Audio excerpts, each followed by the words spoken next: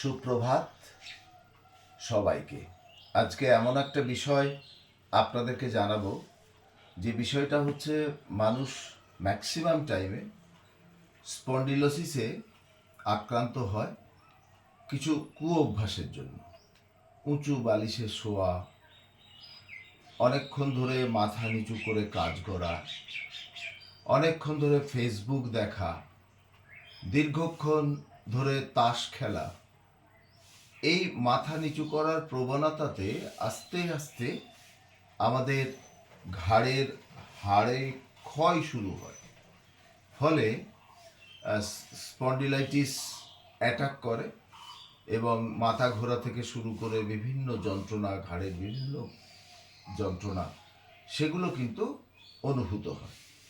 এখন এগুলো ডাক্তারের কাছে গেলে ডাক্তার যে পরামর্শ দেন যে কলার করবার জন্য, কিছু এক্সারসাইজের জন্য এরকম এরকম এরকম এরকম এরকম এগুলো বলেন।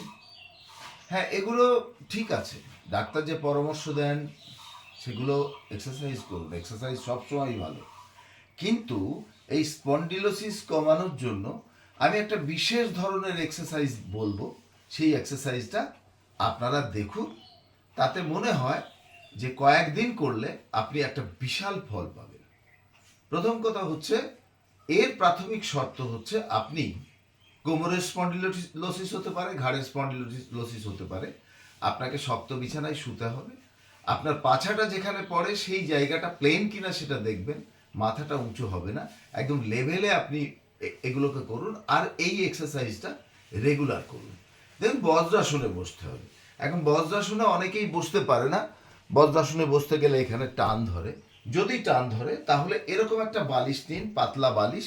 পাতলা বালিশে আপনি এরকম করুন, এরকম করে বসুন, তাহলে দেখবেন অনেক আরাম হবে। এইবার আমার পক্ষে অসুবিধা হয় না, সুতরাং আমি এটাকে খুলে দিলাম। খুলে দেওয়ার পরে আপনি এরকম বসলেন সোজা হবে বজ্রাসনে। বজ্রাসনে বসবার পর আপনি হাতটাকে, এই দুটো হাতটাকে পিছনে গিয়ে এরকম লক করুন। এরকম লক করে একদম পায়ের সঙ্গে ঠেকিয়ে দিন। এইবার আপনি, আমি যেরকম ভাবে করছি,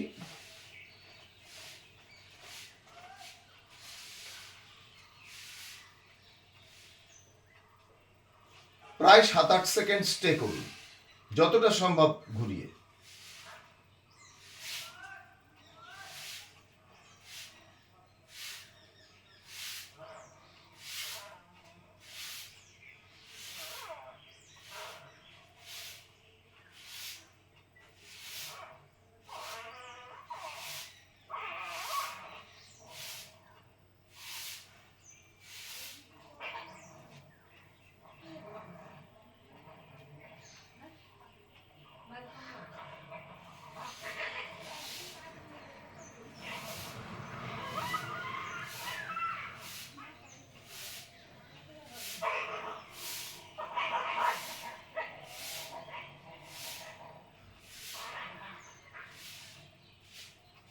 এটা এদিকে 10 বার, এদিকে 10 বার, 7-8 সেকেন্ড করে স্টে করুন যতটা সম্ভব।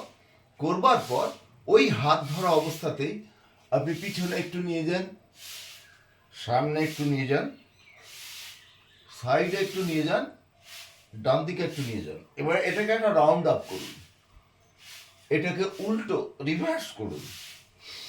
হাত দুটোকে মুষ্টিবদ্ধ করে চেপে ধরুন। 1, 2, 3,